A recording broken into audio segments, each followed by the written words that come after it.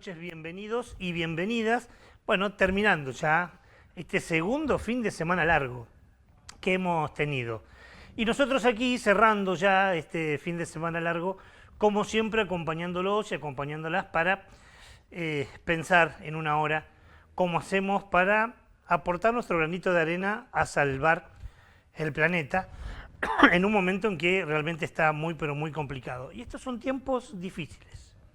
Son tiempos muy difíciles donde en diferentes partes del país y en nuestro país también, las administraciones, los gobiernos privilegian de manera extrema la producción al entorno, como si no se pudieran convivir, como si tener desarrollo, explotar los recursos, necesariamente tengan que ver con no respetar el entorno, cuando ya lo hemos dicho hasta el hartazgo, ambas cosas pueden convivir. Pero como en estos días ciertos gobiernos de derechas han privilegiado de manera absoluta la producción, el extractivismo, y sin preocuparse ni ocuparse, es más, dejando de lado cualquier tipo de prevención para con el ambiente y con el entorno. Y es lo que dicen que va a seguir ocurriendo en la Argentina. Hay una versión muy fuerte, y de hecho ya hay algunos papers que se han dado a conocer, de que el gobierno nacional estaría dispuesto a derogar una ley que tiene más de 20 años, 25 años, y que es la ley de defensa de los glaciares y los ambientes periglaciares. Mire, una ley que tenerla en la Argentina no fue fácil, hubo que batallarla y mucho. El primer intento fue de, por aquel entonces, la diputada, ya con mandato vencido, Marta Maffei. ¿Se acuerda de Marta, no? Una vieja y reconocida dirigente de la docencia argentina, fue secretaria general de CETERA, en aquel momento del menemato cuando se llevó a cabo la marcha blanca y la carpas que hacían los docentes en diferentes puntos del país. Bueno, luego fue diputada y ella fue la precursora del primer intento por tener una ley de glaciares, una ley que fue hecha con mucha seriedad, con el aporte de muchísima gente vinculada al ambiente, pero también a la ciencia, que fue aprobada, votada por diputados y por senadores, y que luego fue vetada por aquel entonces por la presidenta, expresidenta Cristina Fernández de Kirchner, en un lobby muy grande que hicieron las empresas multinacionales y que la vetaron. Tanta fue la pelea y la lucha que lograron presentar un segundo proyecto de ley. En este caso, quien lo presentó fue el diputado por aquel entonces, también mandato vencido, Daniel Filmus, el que fue, ¿se acuerdan, no? Ministro de Educación de Néstor Kirchner. Presentó un nuevo proyecto de ley de defensa de glaciares. Hubo que trabajar muchísimo. Finalmente fue aprobado por diputados, fue aprobado por senadores y fue sancionada o aprobada el 30 de septiembre del año 2010. Es la ley que desde aquel entonces hasta hoy rige la defensa de los ambientes glaciares y periglaciares. Para poder entender esto, cuando se cumplieron 10 años de la ley, estoy hablando en octubre del 2020, nosotros hablamos con Marta Maffei, la primera promotora de una ley de glaciares, y en aquella ocasión nos contó el trabajo que tuvieron que tener para aprobarlo. Extraemos de ese programa que hicimos hace 5 años este tramo en el cual Marta Maffei nos contaba. La minería a cielo abierto es el proceso industrial más contaminante que existe en el mundo. No hay ningún otro proyecto industrial, ningún otro modelo de desarrollo más contaminante que la minería. La minería es importante para los grupos económicos extractivos, pero para el pueblo argentino lo esencial es el agua, como para todo el pueblo del mundo. Sin agua no se puede vivir. Sin minería podés vivir todo lo que quieras, pero sin agua no podés vivir. Por tanto, pensé en esto, en la protección del agua, ¿no? Bueno, el proyecto era bueno, estuve muy asesorada, yo busqué mucha información, tuve mucho apoyo del sector científico, La gente del IANICLA había venido varias veces a mi despacho a conversar y a plantearme cuáles eran los problemas más serios que tenían, la necesidad de proteger los glaciares, el derretimiento. Me trajeron las fotos sobre las distintas capturas durante varios años y que se veía claramente cómo los glaciares iban retrocediendo. Ahí comencé, digamos, a construir un buen proyecto. Peter Moon, que es el presidente de la Barrick Gold, una empresa canadiense, una multinacional en realidad, pero de raigambre canadiense, con muchísimo peso, son los dueños de la empresa que Veladero tiene el proyecto extractivo de oro en la provincia de San Juan, son los que contaminaron 5 veces ya con derrames distintos ríos de la provincia, los que están generando un desastre ambiental muy severo. Pero rápidamente, cuando supieron de la ley, estuvo 4 horas en la Casa Rosada con la presidenta y salió el veto total a la ley. Fíjate cómo sería, ¿no? Fue el primer veto y el primero total que produce el gobierno de Cristina, ¿no?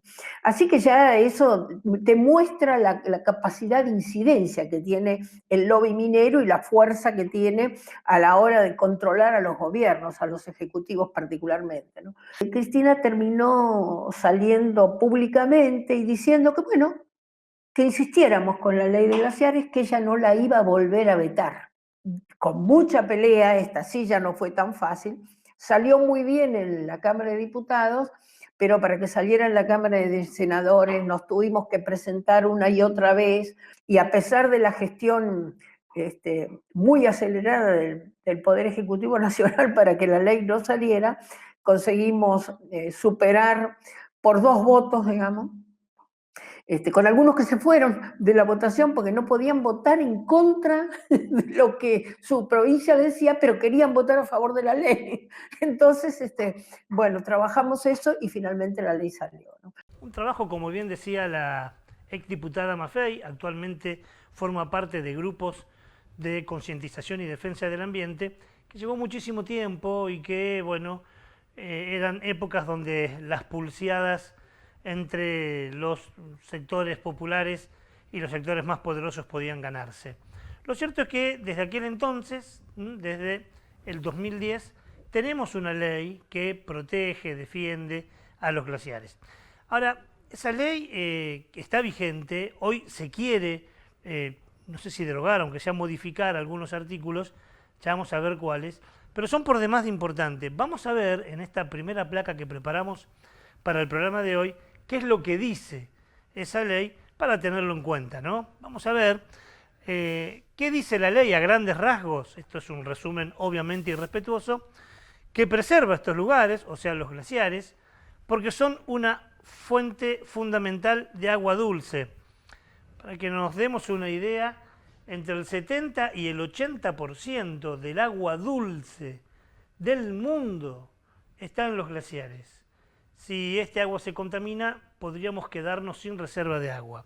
¿Qué más dice la ley? Bueno, protege obviamente la biodiversidad, prohíbe, por esto que decíamos de cuidar el agua, las producciones arriba del glaciar en su entorno. Prohíbe que se desechen químicos y contaminen por lo importante que es la reserva de agua dulce. Prohíbe que se construyan sobre el glaciar obras o industrias. Obviamente prohíbe la explotación minera. Y crea un inventario nacional, una especie de censo de glaciares para tener información, cuántos tenemos, dónde están, en qué situación están. La idea es protegerlos y controlarlos. Consideran a los glaciares como fuente de información científica y lo valoran, y vaya si es así, como atractivo turístico. En estos 7 puntos que hoy traemos para ustedes está el resumen, insisto, muy respetuoso, de una ley que plantea muchas más cosas, pero que esto es lo más importante. Y como ustedes veían ahí, la ley plantea que se haga un inventario, una especie de censo, ver cuántos glaciares tiene Argentina, en qué situación se encuentra, dónde están, qué pasan con los deshielos. Porque como decimos siempre, no solo en las cuestiones ambientales, la mejor manera de proteger lo que uno tiene es conociéndolo. Ese inventario también costó mucho hacerlo, no daban el dinero del presupuesto que se necesitaba para hacerlo, no apoyaban, pero se hizo un sondeo pero bastante importante, no completo, pero muy importante, y vamos a ver en esta segunda y última placa que tenemos hoy, vamos a ver cuáles son los datos que sacaron. Argentina tiene cerca de 17.000 glaciares. Miren, tenemos una naturaleza privilegiada. ¿Por qué? Porque ¿se acuerda que yo le dije que el 70% del agua se encuentra en los glaciares? Nosotros tenemos la misma cantidad de glaciares que hay en el resto del mundo. O sea, nosotros tenemos el 50%, la mitad de los glaciares de todo el mundo. Y ocupan una superficie de casi 8.500 kilómetros cuadrados. En realidad tenemos una extensión de glaciares para aprovecharlo turísticamente, para aprovecharlo científicamente, para tener una reserva de agua dulce que se dice va a ser el gran problema de la humanidad de acá a un tiempo, la falta de agua, y sabemos que sin agua no se puede vivir, y hoy lo quieren destruir. La mayoría de estos glaciares, según el inventario, están en la cordillera, pero tenemos glaciares en otras localidades, como en Catamarca, en Jujuy, en La Rioja, en Salta, en San Juan y hasta en Tucumán tenemos glaciares. Seguramente usted desconocía estos datos. ¿Por qué? Porque no se dan a conocer, porque no se visibilizan, pero es fundamental. Y es una riqueza de agua dulce que tenemos impresionante. ¿Por qué estamos muy preocupados y muy asustados? Porque circula un decreto para modificar esta ley, lo que ya estamos equivocados, un decreto nunca tiene el rango de importancia que para modificar una ley, pero lo están haciendo, y la idea es modificar algunos artículos, fundamentalmente aquellos que prohíben que en el glaciar y en los ambientes periglaciares se instalen emprendimientos fabriles, industrias, y también permitiría que se desechen sobre el agua sustancias químicas. Una locura, realmente una locura, ya no saben más de dónde sacar riqueza. Cuando hablábamos del extractivismo hace un tiempo decíamos esto, ¿no? Decíamos que ya no solo es la minería, sino que es también sacar agua y petróleo offshore desde el mar, sacarlo con la técnica de fracking desde la roca madre y ahora hacerlo desde los glaciares. No, van por todo, absolutamente por todo. Y esto nos hace muy mal. No nos genera economía porque lo estamos viendo, no nos va bien estos últimos años, más allá de la política extractivista, pero además con una contaminación y generando pasivos ambientales impresionantes. Si esto ocurre, nos puede traer inconvenientes también de manera internacional. ¿Por qué? Porque la Argentina firmó ya convenios internacionales de respeto de los glaciares y ahora no lo cumplirían. Digo, tan preocupados están por la seguridad jurídica y aquí, en este caso, dejan de lado cualquier tipo de convenio ya firmado, lo que plantea una inseguridad jurídica. Pero además es ilegal, porque si lo invito a que haga memoria conmigo, cuando hace un tiempo atrás el gobierno nacional planteó la ley base, ¿se acuerda? Luego vino el RIGI, pero antes la ley bases, en la ley bases esto estaba. En la ley base se decía que el gobierno iba a permitir que empresas internacionales puedan hacer explotación y tirar sustancias químicas en los glaciares. Pero eso no fue aprobado en el Congreso. ¿Se acuerda que la ley bases no se aprobó y volvió a ser presentada y se aprobó? Volvió a ser presentada y se aprobó porque el Poder Ejecutivo modificó algunas cosas, como por ejemplo la privatización de YPF o como por ejemplo la modificación de la ley de glaciares. Y fíjense cuán tramposos son, porque ahora que le aprobaron la ley con las modificaciones que hicieron, ahora plantean y ponen lo que estaba en aquella primigenia ley, lo plantean como decreto no necesita ser aprobado, sino para que se ejecute. Naciones Unidas ya expresó su preocupación, dijo que es un proyecto regresivo. Y es regresivo. Mire, Argentina tiene una normativa jurídica que se llama la normativa de no regresión ambiental. ¿Qué significa esto? Ninguna ley o ningún decreto se puede ejecutar si retrocede legalmente a algún derecho otorgado previamente. O sea, no puede haber una normativa que atrase con respecto a una normativa ambiental, algo que también ocurre con los derechos humanos. En este caso no cumpliría ese principio de regresión ambiental. Los especialistas en glaciares están muy preocupados, dicen que este tipo de industria, además de tirar componentes químicos, contaminaría con plástico uno de los poquísimos lugares en el mundo del cual hoy no está contaminado con plástico, porque es un lugar virgen. Esto aceleraría el derretimiento, que es del 2% anual. Actualmente, todos los años perdemos, el mundo pierde el 2% de glaciares por la crisis climática. Esto aumentaría aún los derretimientos. Y el decreto permite explotarlos a empresas multinacionales garantizando su inversión. Está claro que, como en tantas otras cosas, están cuidando la inversión de otros, no están generando ni trabajo ni riqueza con esto, pero sí generan un pasivo ambiental en zonas tan pero tan importantes como por ejemplo los glaciares. Vamos a seguir el tema, ojalá esto pueda revocarse, vamos a seguir el tema, pero realmente nos preocupa muchísimo, pero muchísimo, porque sería afectar uno de los pocos lugares vírgenes todavía de contaminación, uno de los pocos que hay en el mundo, pero además, como dijimos, la mayor reserva de agua dulce que tiene la humanidad en un momento donde algunas guerras son justamente por el agua. De esta manera vimos nuestro programa de hoy, como siempre con muchos temas, por eso le invito a Gaby a que se acerque y la saludo. ¿Qué tal? ¿Cómo le va? ¿Cómo va eso? Muy bien, excelente. ¿Todo bien? Muy bien, muy bien. Con muchas cosas Así para presentarles hoy. Tendremos las luces del semáforo, ¿no? Por supuesto, las luces del semáforo que, como siempre, son las 3. La mala noticia tiene que ver con un fallo adverso que hizo la justicia cordobesa ante un pedido de preservar la integridad de un árbol de 300 años, 3 siglos, 3 siglos de vida por una traza urbana que quieren hacer. No se puede esquivarlo, digo, no se puede. Parece que no, parece que no Bien. es tan importante. La noticia, la luz amarilla tiene que ver con una investigación. Se hizo un allanamiento en el yacimiento de Vaca Muerta porque investigan irregularidades y delitos ambientales como, por ejemplo, la basura petrolera, Sí, claramente. tema que hace un tiempo atrás abordamos aquí con integrantes de abogados y abogadas ambientalistas y que ahora esa causa ha avanzado algo, ¿no? Exactamente. Y la luz verde, que es la buena noticia, tiene que ver con Santa Fe. Nos tiene de mira qué bien. protagonistas a nuestra provincia porque justamente la provincia aprobó una norma clara para el cuidado de los humedales. Bienvenido sea, reglamentar una ley, creo que de eso se trata. De eso se trata. Reglamentó una ley que hacía muchos años que estaba esperando ser reglamentada y que con la quema de espacios verdes y otras cosas hemos perdido, así que bienvenido sea.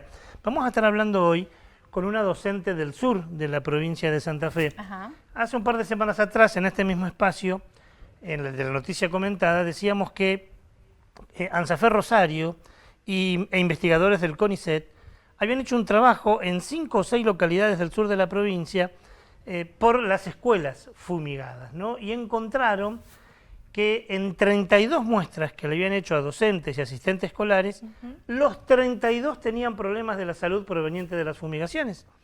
Y dijimos, bueno, hoy lo planteamos como información, pero vamos a producirlo.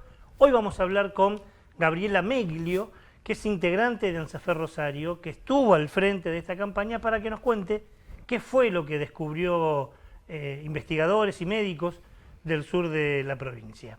Y a propósito de esto, tenemos una efeméride, perdón. Claro, la efeméride que está vinculada con el recomendado cultural. La hicimos conectar porque el 18 de junio fue el Día de la Gastronomía Sostenible. El miércoles pasado. Claro, exactamente. Y nosotros en nuestro recomendado cultural te traemos para que aprendas un poco más sobre esta cuestión de alimentarnos, cocinar, generar alimentos sin desperdicios, entre otras cosas. Le pedimos a Laura Monge, que es una cocinera ambiental que tiene Santa Fe y la costa santafesina, que nos hable un poco qué significa esto de cocina sustentable o gastronomía sustentable. Exacto. Y tenemos un video de 2 minutos donde Laura nos plantea estas cosas. Como ves, muchos temas, muchas voces y como siempre mucho material. Así es. Así que váyase nomás para la luz roja. Muy bien. Que mientras tanto yo le voy a estar contando otra denuncia grave. En este caso hay que citar la fuente. Hugo Alconada Mon es un periodista muy reconocido, forma parte del diario La Nación, no de Greenpeace, del diario La Nación. Reveló la existencia de un plan de inteligencia nacional. Se está elaborando un plan, el Servicio de Inteligencia del Estado está elaborando un plan para controlar, vigilar a los que ellos suponen que son sectores realmente problemáticos o que pueden generar conflictos en el país. Esto se mantiene en secreto y lo que se pudo descubrir es que varios de los artículos también son inconstitucionales. Miren, hay un borrador, vamos ahora mientras yo le estoy contando, usted está viendo una placa también que hicimos, donde el borrador dice concretamente, y ahí lo están viendo, que es necesario identificar, reunir y analizar información secreta de algunos grupos, ahí nombra algunos grupos, y en uno de ellas los identifica, como estamos viendo ahora, leo textualmente lo que usted también está leyendo, actores estratégicos vinculados a organizaciones ambientales con capacidad de incidir en la toma de decisiones y obstrucción de proyectos vinculados a la exploración y explotación de recursos naturales extraordinarios presentes en el territorio nacional. Lo vio, ¿no? No es un invento. Este es el borrador de un plan de inteligencia que está armando el gobierno nacional. Concretamente lo que dice hay que espiar, controlar a aquellos ciudadanos que digan, por ejemplo, che, está mal lo de la ley de glaciares, che, está mal el desmonte en Chaco, y como ya sabemos que sucede muchas veces después que se espía y detecta a ciudadanos que defienden, por ejemplo, el ambiente, luego en lo posible reprimirlos. Es gravísimo. Es realmente gravísimo, pero muy grave. Por eso no queríamos dejarlo pasar, allí está, no estamos inventando nada, ahí vio usted el facsimil de el borrador que se quiere presentar y seguramente también por esto hay mucha preocupación. Tanta preocupación como la que nos dijo Gaby que está pasando en Córdoba, se nos prende la primera luz del semáforo, es la mala noticia de la semana, es la luz roja y que habla de una irracionalidad que quieren hacer en nombre del progreso en Córdoba. Así es, justamente, se trata de esto. La justicia cordobesa ha decidido desestimar una solicitud de preservar un árbol de un quebracho de 300 años porque la Municipalidad de Villa Allende quiere ampliar una avenida y justamente la traza de esta avenida estaría interrumpida por la presencia de este árbol que no nació ayer, lleva 3 siglos en ese lugar. Esto pasó el pasado 5 de junio. Como te decía, ¿no? La Municipalidad de Villa Allende quiere trazar, ampliar esta avenida y propone entonces trasladar el árbol, como si fuera tan sencillo un árbol, imagínate un quebracho de 3 siglos de existencia. Bueno, ante esta razón, vecinos, activistas y legisladores presentaron un amparo judicial para que la traza se adapte a la presencia del árbol, lo que decía Ricardo, no se puede hacer una rotonda y esquivarlo. Bueno, parece que no, lo que resultó inexplicable es que la justicia rechazó este amparo, por lo que la medida de quitar el árbol va a ser efectiva y los expertos, como te decía, ya aclaran que es muy difícil que este árbol sobreviva. Así lo explicaba el secretario de Gobierno de la localidad, Felipe Crespo, porque la municipalidad dice que lo hacen por una cuestión de seguridad vial. Continuaremos con las medidas que ya habíamos iniciado, que tiene que ver con mejorar las condiciones de las raíces del árbol. Habíamos empezado a darle riego, a aflojarle el suelo por encima, que eso es tierra compactada. Y bueno, y la idea es trasladarlo con todas las medidas que correspondan. ¿Cuándo lo van a hacer? Porque tienen que podarlo, sacarlo, trasladarlo. La sobrevida que tiene es muy poca, un 20%. Exacto, la que nos han informado a través de un trabajo que realizaron ingenieros de la universidad es que tendría una sobrevida de inferior al 20%, pero bueno, Hoy por alguna cuestión de seguridad vial, que entiendo que esa ha sido la principal motivación de la Cámara, y es preservar la vida de las personas. Ahí ya hay 2 rotondas, o sea que hacer una modificación entre ellas sería de mayor complejidad, también afectaría la escorrentía, y entre otros árboles, especies nativas más jóvenes que tiene ahí mismo en la zona de la colectora. Pero vamos a iniciar en los próximos días ya los trabajos, hasta que estén en condiciones. Tenemos que identificar una empresa en que esté en condiciones de hacer el trabajo. Hay distintos valores, entonces tenemos que definir bien que en definitiva sea algo que realmente valga la pena la inversión que vamos a hacer. Una de las fundaciones amparistas es la Fundación Mil Aves. Su presidente se llama Guillermo Galeano y dijo que una vez más la justicia cordobesa perdió la oportunidad de fallar a favor del ambiente. No había ninguna problemática que impidiera correr la traza unos metros para poder coexistir con este árbol. Esta ha sido la luz roja de nuestro programa de hoy, la mala noticia del día con ella. Nos vamos a la primera pausa de esta edición de Onda Verde. Quédate con nosotros. No te vayas, ya volvemos con más Onda Verde. La democracia se construye desde el diálogo y la participación. Cámara de Diputados de la provincia de Santa Fe. ADUL, Asociación Docentes de la Universidad Nacional del Litoral. En la lucha por salarios dignos, jubilación móvil y una universidad democrática, pluralista, científica y al servicio del pueblo. ADUL, Pasaje Martínez, 2683. GRUM, Mercado Sustentable, Dietética a granel, Verdulería orgánica, agroecológica, congelados, bicarbonato, limpieza del hogar biodegradable, Avenida Freire 2856, envíos a todo el país, por mayor y menor, Instagram, grum.sustentable. Pasó con esa cerradura. Hola, hija. Hola, papi. No hace falta que vengas, ya arreglé el lavarropas. ¿Y cómo hiciste? Fácil, con la aplicación Yo Resuelvo. Más fácil, más simple. Entrá en Yo Resuelvo y encontrá a quien necesitas en segundos. Hola, vengo a arreglar la ventana.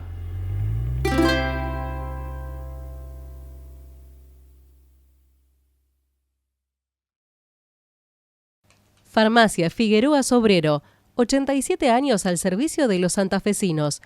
Adherida a convenio de vacunación de IAPOS, PAMI y otras obras sociales. 3 generaciones trabajando por la salud y haciendo historia en la ciudad.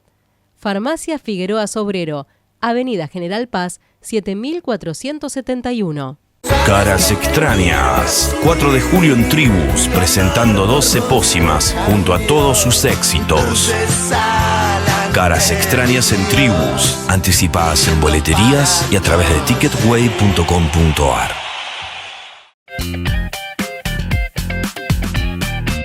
Segundo bloque del programa. Ya hemos hablado en más de una oportunidad en cuanto afectan las fumigaciones de este modelo agrotecnológico en diferentes puntos del país y también de la provincia, en todos lados.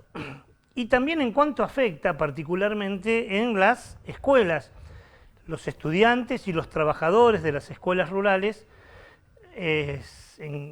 ponen el cuerpo en estos lugares y ven afectado su salud. Lo que decimos siempre, son productos químicos que enferman los territorios, pero que también enferman los cuerpos que habitan o trabajan en esos territorios. Mira, hay evidencia de sobra, campamentos sanitarios hechos por universidades nacionales, muestras de suelo, agua, aire, lluvia, censos epidemiológicos, publicaciones en revistas prestigiosas internacionales. Digo, evidencia hay de sombra.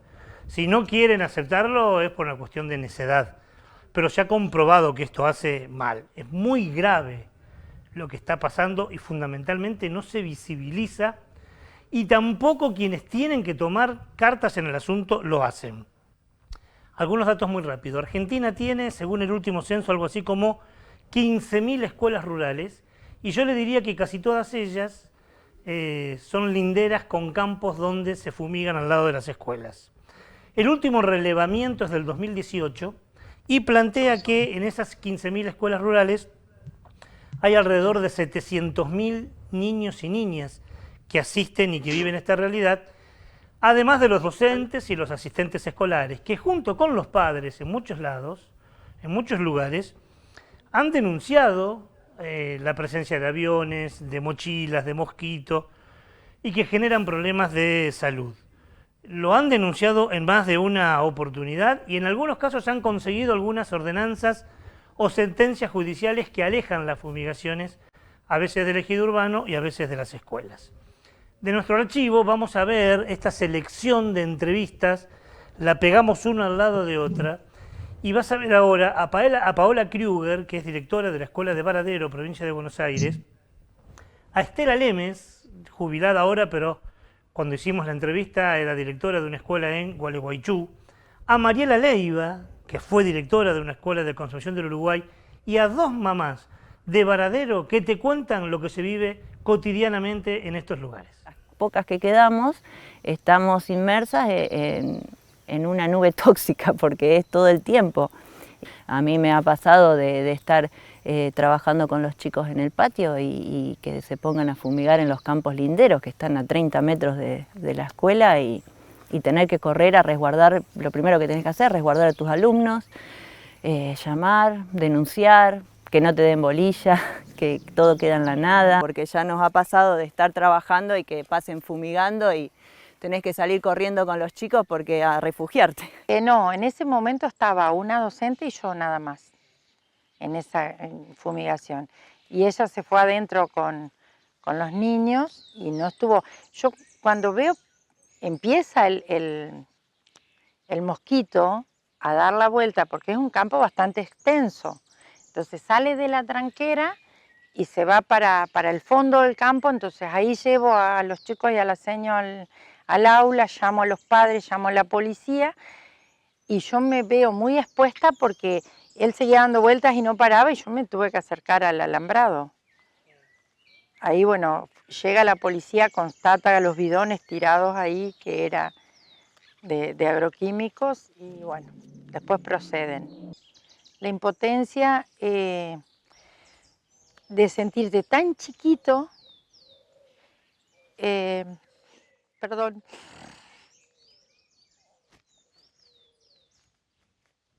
Bueno, yo comienzo a las actividades áulicas y empezamos a sentir el ruido de un avión. Salgo a mirar y sí, estaba haciendo una pulverización.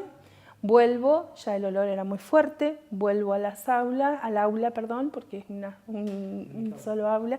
Cuando vuelvo al aula había ya una nena vomitando, niños tirados, mareados sobre los bancos. Me asusté con el tema de los resultados, porque bueno, a uno de mis nenes le hicieron y dio positivo.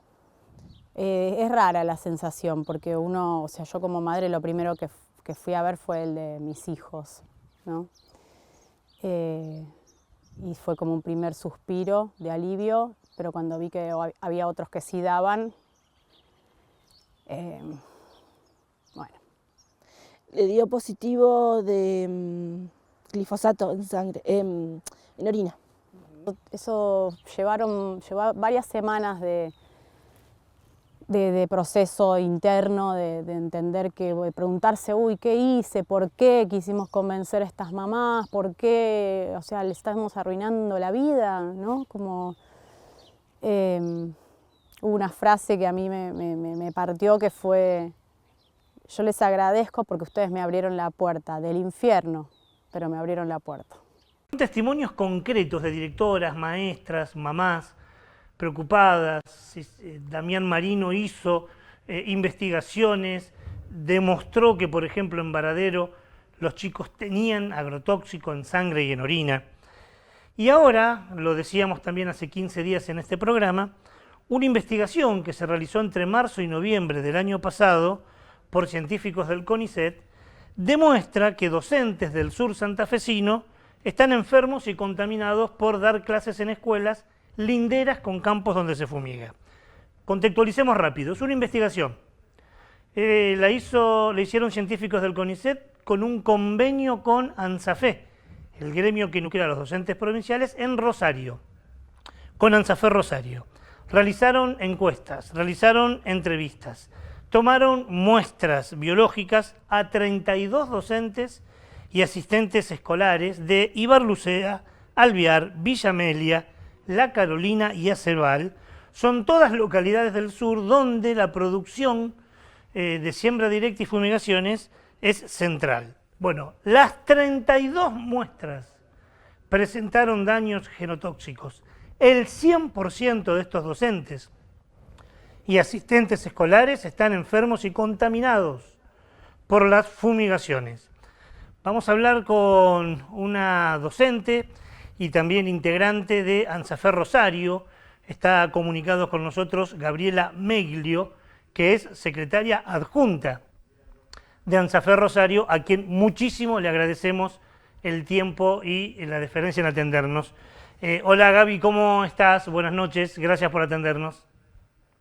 ¿Qué tal? ¿Cómo están ustedes? Muy buenas noches. Bueno, sabemos porque seguimos la temática que hace tiempo que ANSAFE en general y ANSAFE Rosario en particular está preocupada, tanto que hasta en paritaria se ha discutido, hay un protocolo. Ustedes tienen una preocupación muy grande de qué pasa con los docentes de escuelas rurales, ¿no? Así es, como vos lo anticipabas, nosotros tenemos un protocolo de escuelas fumigadas, pero es la primera vez que podemos dar a ciencia cierta, con el apoyo de CONICET, que lo que nosotros venimos denunciando sobre las fumigaciones y sobre el daño que se genera en la salud, no solamente de los trabajadores, sino de la comunidad educativa en su conjunto. Lamentablemente, como vos lo anticipabas al principio, la recolección de datos de 32 docentes nos muestra que hay un daño genotóxico, en algunos en menor caso, y en otros en mayor caso, pero bueno, nos da la pauta de que algo pasa, que nosotros como sindicatos no solamente discutimos salarios, sino este convenio lo que hace es discutir y poner sobre la mesa condiciones de trabajo.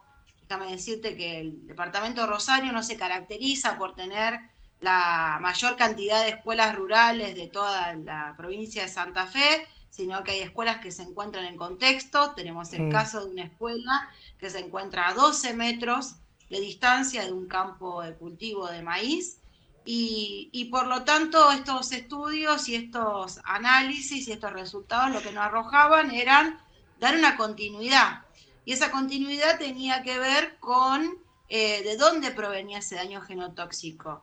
Nosotros realizamos la denuncia al Ministerio de Educación, Ministerio de Salud, Ministerio de Trabajo, Ministerio de Ambiente, Ministerio de Producción, todos de la provincia, de aquí de la provincia de Santa Fe. Esto lo realizamos en noviembre del año pasado, también solicitando a ANSAFE que tome el estudio y lo realice de manera provincial, porque si esos resultados arrojaba acá en Departamento Rosario, que no es un departamento con la particularidad de escuelas rurales, obviamente cuando hablamos de departamentos del norte y un poco más al sur de la provincia de Santa Fe, la salud de nuestras compañeras y compañeros más en riesgo. Lo tremendo es el 100%, ¿no? Porque son 32 docentes y asistentes escolares que decidieron ofrecer su muestra, y uno siempre dice, bueno, uno solo sería tremendo, estamos de acuerdo con eso, no quiero caer en la trampa de lo cuantitativo, pero bueno, es mucho más grave que el 100% de las muestras hayan dado una afección en la salud, aparentemente por contaminación. Claro, nosotros lo que necesitamos es que a los estudios se les dé continuidad para ver efectivamente de dónde proviene ese daño genotóxico. Uno yendo al territorio y a las escuelas se ve que allí hay muchas cosas que no se cumplen, la ley provincial. De hecho, hay decretos comunales que cada comuna o municipio se tiene que adaptar sobre la ley provincial y no se cumple. Se empiezan a ver un montón de irregularidades que no está al alcance de nosotros en la docencia, ¿no? Es una discusión que lo que fuimos identificando. Por ejemplo, al lado de esta escuela que estaba enfrente de un campo de cultivo de maíz, al lado de la escuela estaba el garage de los elementos que se utilizaban para fundir el campo. Entonces, es una preocupación muy grande. Nosotros estamos solicitando que Salud y nuestra DIPAR se haga cargo de los estudios para darle continuidad y que garantice. Ahora sería la etapa de un análisis de orina. Ya hay 5 compañeros que están dispuestos a realizárselo, los que presentan mayor daño genotóxico, pero la provincia no da respuesta sobre eso, si bien lo plantea como una política que sí, que ellos están abordando, pero efectivamente los intereses que atraviesan este modelo prevalecen más que la salud propia de las trabajadoras y los trabajadores. Nosotros, ya el lema de basta fumigar a las escuelas, no es solamente una frase escrita. Nosotros desde acá, desde esta seccional, se ha dado muestras con una investigación muy prestigiosa, que es lo que significa el CONICET para todas y todos, y necesitamos efectivamente que se realicen los cuidados y que se realicen los controles necesarios para que la salud de las maestras y los maestros, y ni hablar de las comunidades educativas, porque uno cuando habla de escuela no puede hablar solamente de maestras y de maestros. Esta escuela que está a 12 metros del campo de cultivo y que al lado tiene el garage para guardar los instrumentos de fumigación, tiene alrededor de 300 chicos. Y toda una comunidad que, la familia, toda la comunidad educativa del conjunto. Y bueno, es una preocupación y que estamos reclamando que la provincia se pueda hacer cargo y que pueda llevar adelante los estudios correspondientes, que ya teníamos presupuesto para llevarlo a un lugar en Mar del Plata, porque también hay que cuidar y garantizar que esa muestra no llegue modificada, ¿no? Lo que agrava aún más el hecho, porque el hecho es grave, es gravísimo. Nosotros que hace 12 años que estamos haciendo este programa de televisión y hemos estado en otras escuelas de Santa Fe, de Córdoba, de Entre Ríos, y de Buenos Aires, es un hecho pero es calcado, Gabriela. Lo que nos contaban en Varadero, lo que nos contaban en Buenos Aires, lo que nos contaban en Entre Ríos, lo que nos contaban en Córdoba, es calcado a lo que vos decís. Ahora, lo que a mí me parece, y seguramente coincidimos, es que lo que profundiza aún más en la gravedad del tema es que la patronal, en este caso es el Ministerio de Salud, el gobierno de la provincia, que es el responsable, entre otras tantas cosas, de la salud de los trabajadores, en este caso, y también de los chiquitos, que van allí, no respondan, porque ustedes presentaron en noviembre esto. ¿Y qué respuesta tuvieron? ¿Ninguna hasta ahora? Muy complejo las denuncias, porque vos somos trabajadores del Estado. Claro. Entonces el Estado denunciando al mismo Estado. Entonces cuando denunciamos en el Ministerio de Trabajo, ustedes saben que cualquier empresa privada cualquier trabajador que trabaja en una empresa privada puede denunciar alguna situación de que su seguridad no está garantizada en el trabajo.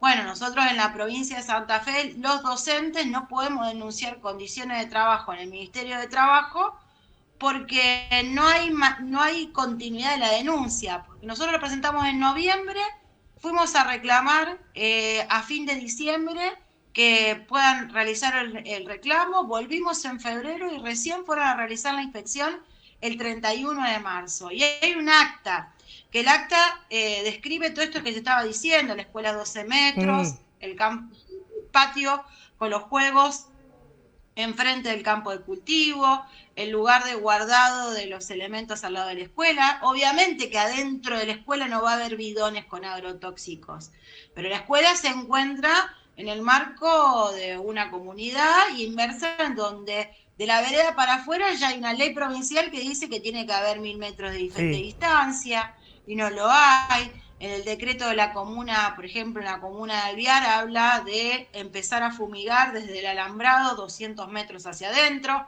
Hay maíz cultivado, ni siquiera hay cuneta en ese sector. Está el mejorado de la calle y ya tenés una planta de maíz ahí enfrente tuyo. Habla de un controlador, que es el mismo municipio que tiene que controlar. Bueno, un montón de grises que se presentan. Por ejemplo, Ambiente nos pide que llevemos la denuncia del avión fumigando. Bueno, no tenemos el avión fumigando, tenemos el dato de docentes que trabajan en esa escuela que presentan daños genotóxicos. Pero aparte una locura que ustedes tengan que demostrar algo, ¿no? No funciona así generalmente. Claro, y relatos de docentes manifestando, bueno, las entrevistas, esto que vos decías antes, no solamente fue una extracción de saliva, sino fueron entrevistas y encuestas donde relataron su vida. Mayoritariamente las docentes que trabajan en las escuelas rurales no son de ese contexto, o sea que se trasladan a ciudades que están en otro lado, presentan sarpullidos en la piel, han contado situaciones de fallecimiento de compañeros por cáncer, de un caso de un niño también, de una leucemia fulminante.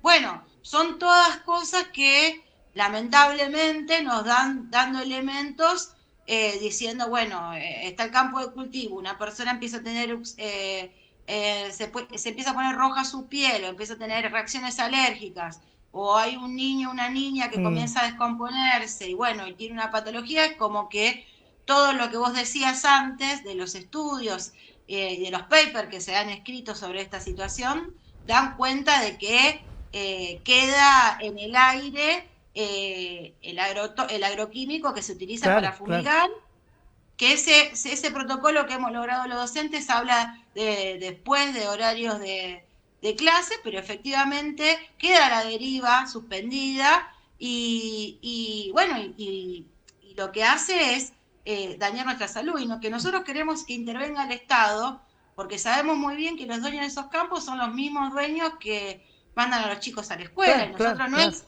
una actitud contra el productor, contra el dueño del campo, no es eso. Nosotros queremos que intervenga el Estado, porque si hay algo mal que se está realizando, queremos que se garantice, y que si la escuela tiene que ir a otro lado, el mismo Estado debería garantizar su traslado.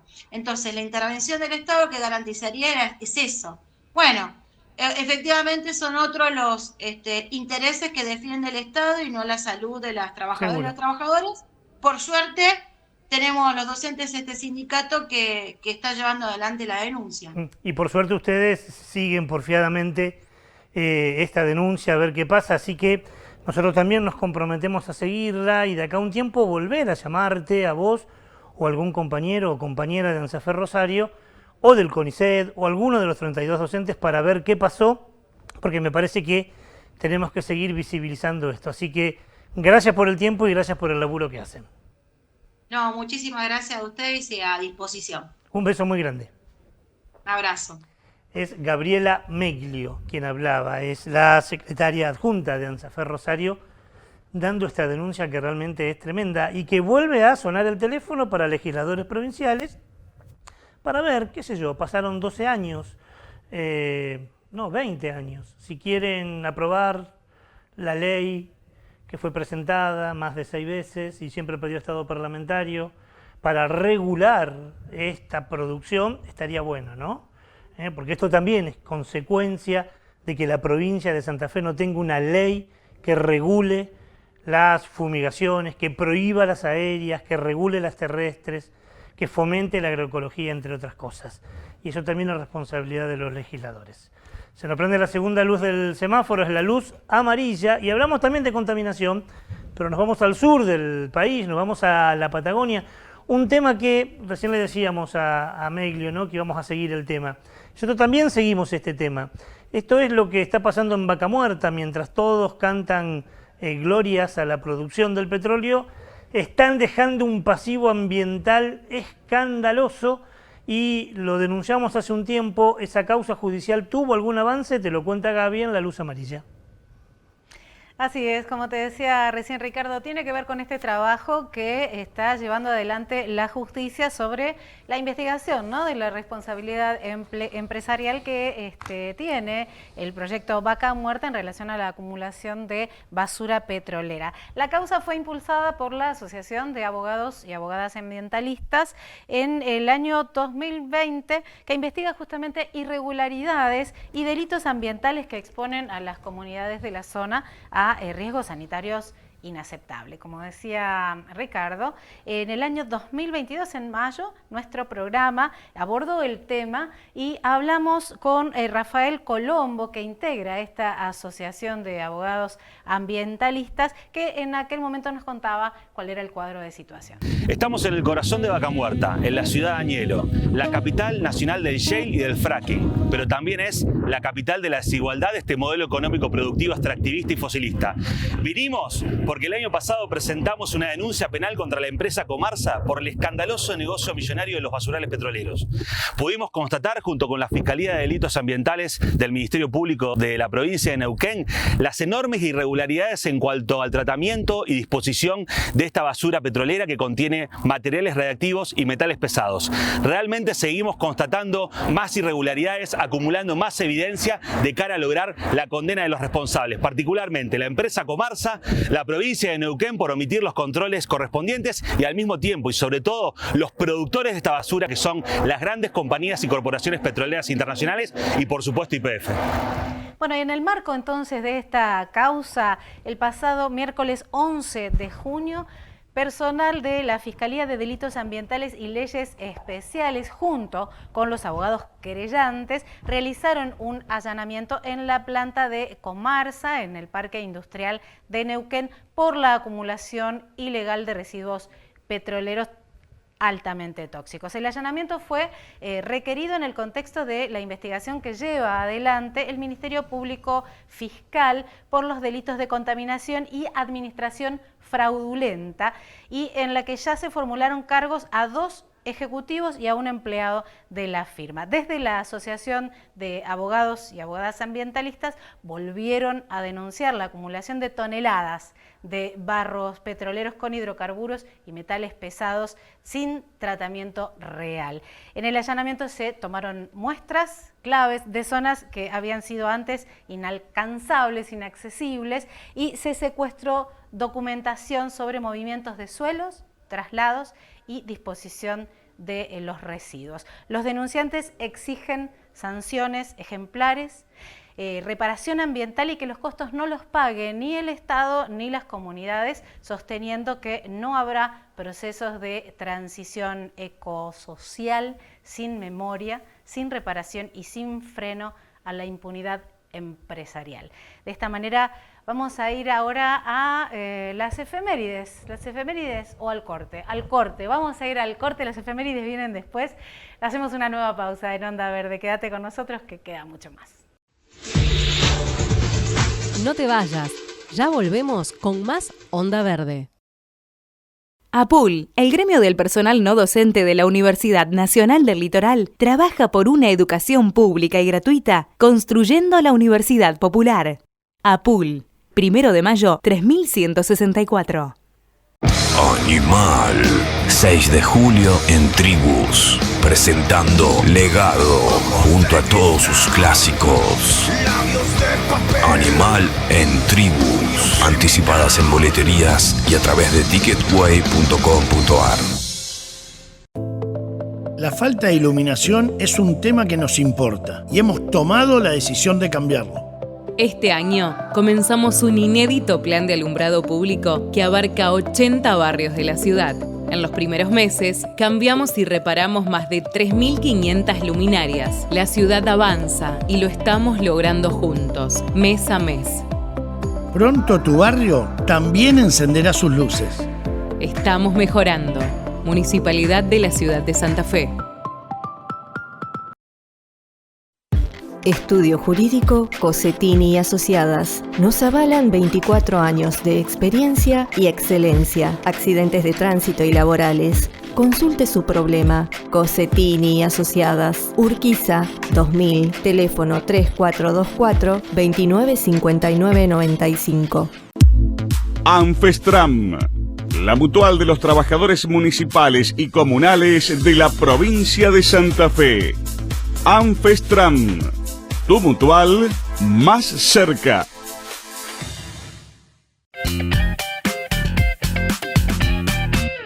Muy bien, y abrimos la tercera página de esta emisión de Onda Verde con la luz verde, justamente la buena noticia de esta semana, que como te decíamos al principio del programa, nos tiene de protagonistas a la provincia de Santa Fe, porque se aprobó una norma clave para la protección de los humedales. Se trata de la reglamentación de la ley número 13.932, una norma clave, como te decíamos, para la preservación, conservación y el uso responsable de los humedales santafesinos. De esta manera, la provincia se convierte en la segunda provincia del país, detrás de Misiones, en contar con una legislación reglamentada específica sobre estos importantes ecosistemas. La ley protege a los humedales, que son el hogar de cientos de especies, reflejo de nuestra flora y nuestra fauna. También regulan los niveles de agua y actúan como filtros naturales, reduciendo y evitando inundaciones. Más allá de la importancia que significa tener una legislación sobre el tema en estos tiempos, resulta auspicioso que la normativa incluya, mira todo lo que incluye, la ampliación del sistema de áreas naturales protegidas, prevé un plan de monitoreo ambiental, contempla la creación del inventario provincial de humedales e impulsa la educación ambiental con el desarrollo de contenidos específicos sobre humedales que estarán disponibles en el portal oficial de la provincia para que sea incorporado a los programas educativos. Y finalmente se establece que todos los proyectos, esto es súper importante, que todos los proyectos susceptibles de afectar el ambiente deberán presentar su estudio ambiental y obtener la correspondiente factibilidad ambiental para poder desarrollarse. De esta manera y con esta súper buena noticia, vamos ahora sí a la efeméride del día de la semana, en realidad, y nos la cuenta Ricardo. Sí, fue el miércoles pasado. De todas maneras, me quiero quedar con esto que recién decía Gaby. Qué bueno, ¿no? Una buena noticia. Se tomaron su tiempo, esperaron varios años para reglamentarlo, pero la reglamentaron y ahora, bueno, habrá que, como decimos siempre, tener el contexto apropiado para controlar que esto realmente no sea una ley muy linda en los papeles, sino que además se cumpla, porque los humedales, vaya si son importantes. Bien decía Gaby, el miércoles pasado, el 18, se recuerda como el Día de la Gastronomía Sostenible. Es una efeméride que la tenemos desde diciembre del año 2016 y Naciones Unidas la considera como una expresión cultural importante. Ahora bien, ¿qué es la gastronomía sostenible? ¿De qué hablamos cuando hablamos de ella? Bueno, vamos rápido, porque tenemos a alguien que sabe mucho de esto y que nos va a explicar. Pero si consideramos a la cocina como un arte, es que ese arte tenga respeto por el entorno, por ejemplo, saber de dónde vienen las comidas, de dónde vienen los alimentos, qué especias de origen utilizamos, si utilizamos productos de temporada, utilizar alimentos de cercanía para no seguir profundizando la huella ecológica, promover energía limpia en comedores y restaurantes. Mire, de cuántas cosas hablamos cuando hablamos de gastronomía sustentable. En nuestra zona hay una cocinera, nosotros la llamamos la cocinera ambiental, y de hecho la tenemos en un micro en nuestro programa de radio, que se llama Laura Monge, y le preguntamos, era necesario que Laura, que sabe mucho del tema, nos diga qué se entiende cuando hablamos de gastronomía sustentable.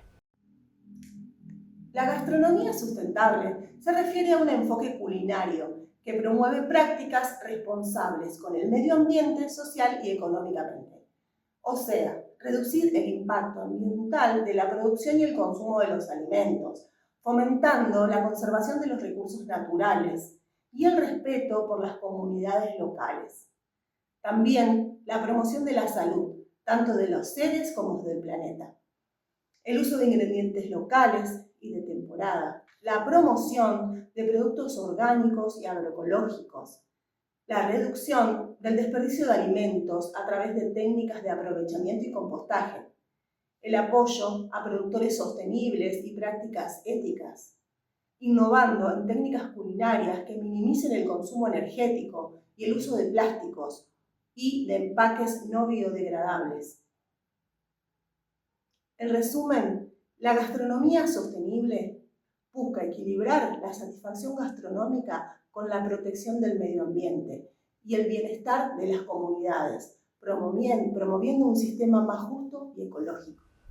Ahí estaba, explicado mucho mejor desde el mismo laboratorio culinario de Laura, a quien mucho le agradecemos y le mandamos un beso. Ella es una compañera de trabajo nuestra, ella está con nosotros en nuestro Onda Verde Radio, haciendo cada 15 días, ofreciendo alguna receta sustentable. Y para seguir pensando sobre este tema, para seguir profundizando, como siempre apelamos a esa enorme biblioteca universal para ver qué producciones culturales se hicieron al respecto. Nuestro recomendado cultural hoy te lo presenta Gaby. Así es, y bueno, mucho más para agregar de qué se trata la cocina sustentable y sostenible no tengo. Lo que sí tengo es justamente el recomendado, que lo encontramos, es una perlita que encontramos en YouTube. Se trata de un canal de YouTube colombiano cuyo nombre es #Sin Desperdicio, historias de gastronomía sostenible, que recorre en 6 capítulos breves diversas historias vinculadas con la premisa de la gastronomía sostenible. El contenido está pensado para cocinar de manera sana, sustentable en nuestros hogares, para pensar una dieta diferente para nosotros y para nuestra familia, pero también posee capítulos que pueden ser muy útiles si sos integrante, te pueda interesar mucho, de algún proyecto gastronómico que puede ser hotelería, restaurantes o comedores. Iván Lalinde, así se llama quien explora el verdadero valor de los alimentos y nos ayuda a entender de qué trata esto de la sostenibilidad, con acciones en las que todos ganamos, los hogares, los negocios, el planeta y también nuestra salud. Además, la serie incluye, y esta es la perlita más importante, incluye también un curso gratuito en el que podemos aprender de gastronomía sostenible. Así que este es nuestro recomendado de hoy, te lo presentamos, te recuerdo su nombre, Sin Desperdicio, historias de gastronomía sostenible. Sí, la verdad que sí. Yo lo empecé a chusmear, me dejé pendiente hacer el cursito. Bueno, pero, ya lo voy a hacer, vamos a ver. Pero está bueno y tiene para que que ver aprendamos todos. Con esto, ¿no? Lo que decimos tantas veces, no sabemos muchas veces de dónde proviene ese alimento que llega a nuestra mesa, no le damos la importancia que tenemos que darle a ver qué va al interior de nuestro cuerpo y al de nuestros hijos, por ejemplo, Exactamente. o nuestros seres queridos. Y a lo mejor parte del cambio también pasa por ahí, ¿no? Seguro. Se llama soberanía alimentaria, eso técnicamente hablando, y está muy, pero muy bueno. Como está bueno, algo que nos enteramos es que hay varios bares y comedores de Santa Fe que están juntando el aceite, no lo están tirando y lo están dando a una empresa, DH, que está en Granadero Baigorria, y con lo cual ellos lo filtran y hacen biodiesel. Y el aceite entonces no va a la laguna Setúbal. Espectacular. Así que está bueno, hablando de gastronomía. Qué bueno. Y hablando de tantas cosas, lo tenemos que ir. Sí, ha llegado el momento de despedirnos, que será hasta la próxima semana, no sin antes recordarles que, bueno, por supuesto, cada martes, sí, los martes es que subimos. A veces los lunes, a veces los lunes, a veces los martes. Depende de las ganas que tenga Franco. Así es. Tenemos, bueno, el programa que viste hoy va a estar sumado a las 11 temporadas que ya lleva Onda Verde en YouTube. Esta es la número 12. Y como siempre te invitamos a que actives la campanita, que hoy la tenemos por acá, que actives la campanita para que te enteres de todas las notificaciones y de las novedades que vayamos sumando. Y, ¿qué más? Y para comunicarte con nosotros, para decirnos algo, para invitarnos a hacer algún tipo de producción, para opinar, como siempre, todas nuestras redes sociales aquí, para que te puedas comunicar con nosotros. En el transcurso del programa siempre sale un QR en diferentes momentos, donde si vos acercás el celular, también podés entrar a nuestro canal de YouTube. Así que cumplimos con todos. Nos vamos a despedir hasta la próxima semana. Así es, el domingo que viene los esperamos aquí en Veo para hacer un nuevo programa de Onda Verde. Entonces, chau nomás. Chau, nos vamos. Bye.